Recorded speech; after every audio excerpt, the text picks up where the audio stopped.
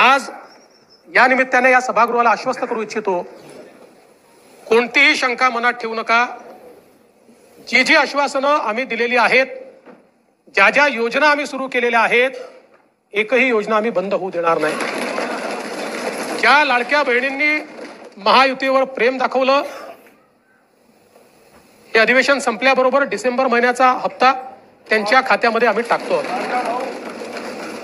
आणि काहीच बदल नाहीये। नाना, मी या ठिकाणी स्पष्ट करू इच्छितो, कुठलेही नवीन निकष नाहीत, आता तर सगळ्यांनाच टाकतो, पण ऍपरंटली असं लक्षात येत आहे की काहींनी 4-4 खाती उघडलेली आहेत।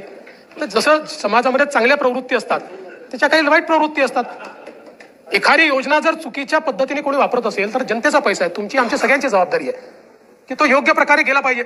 आता मागच्या काळात आम्हाला लक्षात आलं, माणसानेच 9 खाती काढली, आता त्याला लाडकी बहीण म्हणायचं कसं? पण लाडका भाऊ म्हणू शकत नाही, कारण बहिणींच्या पैशावर डल्ला मारतो तो लाडका भाऊ कसा? त्यामुळे असे जे आहेत,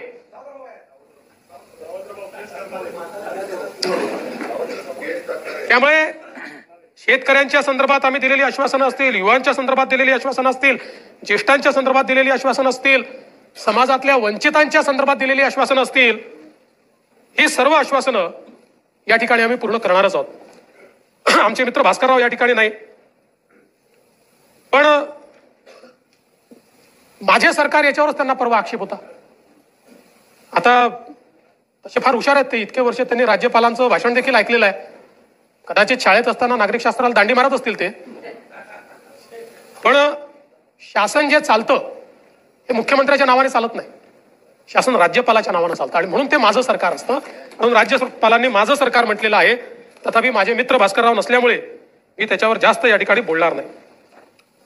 खरं म्हणजे हे जे अभूतपूर्व अशा प्रकारचं मॅन्डेट आम्हाला मिळालं,